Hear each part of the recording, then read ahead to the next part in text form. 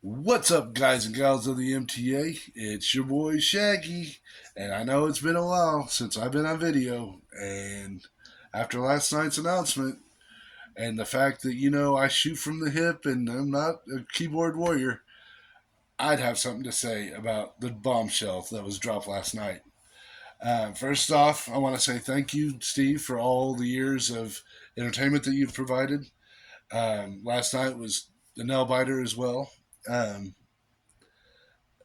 I really enjoyed last night's episode, and it was very well done. It had the mixture of excitement from the races and the heart and the background and the reasons to why you made your decision. I enjoyed the kind of the backstage look of watching I believe you said your nephew starting the races. I thought that was really cool. Something that we've never seen on MTA that I can think of. That was awesome. The racing was awesome. Your talent on the mic was bar none. Um, it was just a top notch episode. But the message at the end kind of caught us all off guard. Kind of, I wouldn't say I saw it coming, but I thought might have happened months ago. Well, about a year ago, I guess, when you were having trouble with you were outspoken about some of the troubles that you were going through. And I stuck up for you then. I'm going to stick up for you now. I'm sticking up for your decision. I thought I'd get on here and give a couple thoughts and opinions and well wishes. But yeah, going back to the thing, I don't know where to start really. I just like you, Steve. I used to watch some of the downhill racing back in like 2015, 2016, and I got entertained by it. In fact, it drew me back into monster trucks. I've always been a monster truck fan since I was real little, but it kind of took a back seat to everything else for so long after high school, and um, but then all of a sudden I started watching some of these other things, and it was like, oh boy, that looks like fun. And I had a nephew, a young enough nephew at the time. I thought, you know what, I'm gonna get me a track. I'm gonna do that same thing, but I want to be different than them. I want to be more realistic and blah blah blah blah blah. Use real names and not made up names or people or anything. And then I was searching around and I started buying trucks, kind of a huge collection at one time. Um, it's all been, I don't want to go into detail what happened to it, but I was really actually thinking about doing it. I had it all written out on paper, what trucks and who was going to drive the trucks, and dividing them up into different segments and whatnot. And lo and behold, I stumbled on in early 2021. I stumbled on I don't think it had been around a full year yet. A group called the Monster Truck Attitude, and it was January when I found it, and it was like, wow, this is really cool. This is 100 times better than what I wanted to do. This is like super entertaining. The guy in the mic is just, I believe it made me feel like I was sitting on a cold bench watching with popcorn, watching the trucks in arenas, or not necessarily even arenas, like outdoor events, and it was just so awesome. And I contacted Steve, and I was like, how do I get involved with this? And he told me, and the very next month I was in the truck, and the very next month I got a nickname. But that was the rollover king because I couldn't keep it on four wheels. But and it was a joke that went on forever. In fact, some people that crash more than me started calling me rollover king, and so it started to buckle. Anyway, going back to the early days though, I had a personal page called Sunflower Monster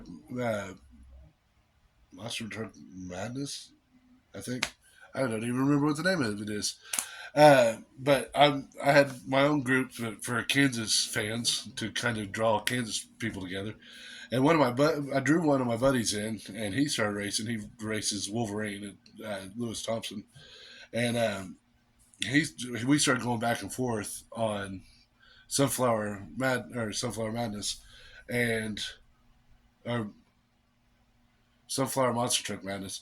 Anyway, we started going back and forth, and I eventually invited Steve in. I was like, I know you're from Virginia and Kansas is totally black and white from each other. I said, but if you want to come join and join in some of our conversations, you can. And sure enough, he did. He said, send me an invite, and I will. So he joined our group. And then he started seeing some of our bantering back and forth and my videos going back and forth. And he contacted me out of the blue, and he was like, dude, that's some funny stuff. Because I was going after him, too. I was bad mouthing him and bad mouthing Louie and bad mouthing a couple other people. And just being silly, like my old self, which you guys are probably kind of trying to figure out what I'm doing because I'm not being really silly. Um, but this video is coming from the heart. But that's sidetracked. Anyway, he said, "I see your videos and everything, and they're hilarious." He said, "Why don't you come over and drop some of those on my page and on the in the group and have fun calling anybody out. Have fun with it." I was like, "Well, you give me the mic and I'll run with it." He goes, "The mic's yours." He goes, "You do whatever you want with it." So I was like, oh, okay. So then I started calling out huge names like James Valancourt and who were some of the other ones? Rich Wagner. It was always a thorn in my side, and I was like having fun, just like somebody big that would have a bunch of wins on it. I'd start calling them out and everything, and just having fun with it. That's what the whole thing was all about. Was fun, and not for some reasons you yahoos out there started a fan. I started a fan base with you guys, and it's all Steve's fault. I mean, he's the one who told me to do it, and I'm started getting approached in person at a monster truck race. I had my mask on and everything. This is back in 2021. Had my mask on and everything, and a guy came up and recognized me from MTA and said that my videos were funny and thanks for entertaining him. But that wouldn't have happened without you, Steve. Not only are you making fans of yourself, you're letting us be goofy and talk all our trash and everything. You're making us fans of each other, and that's so fun. Is I've had conversations with you guys, even when I was in my darkest time, when I didn't think I was going to make it, when I was extremely sick at the end of 2021, and the doctors didn't even think. One of my doctors said that they didn't expect me to live if I didn't come and get the help when I got it. They didn't expect me to live another month. Um, a lot of you guys reached out to me, and it's because of this fan base that you've created, Steve, that makes it that way. And we are in debt to you forever for some of the stuff you've done. Now I'm getting a little too emotional. I didn't want to, but yeah. Like I said, though, we were all kind of shocked with your announcement, and as sad as we are to see Thunder going away and MTA going away for a while, if you do come back, that's what I'm saying. A while, it's totally completely up to you. As sad as we are to see it go, we are extremely ecstatic that you're finally getting some time off to rest, to spend time with your family. I don't know what I would do without my nephews. That's why I'm another thing. I'm appreciative that you opened it up to the little ones too, because Peanut, Nugget, and Spooky really enjoy it. In fact, I would have them on the camera right now thanking you, but they're not at home right now. Two of them, the Peanut and Nugget are at Aunt's house, and the Spooky's asleep in the living room. But you made it a family thing. We can bring our families into it. We talk a lot about. I talk a lot about it with friends. I talk about it with strangers that I see looking for monster trucks, in the uh, Walmart aisles and Targets and all those places when I'm out hunting for monster trucks.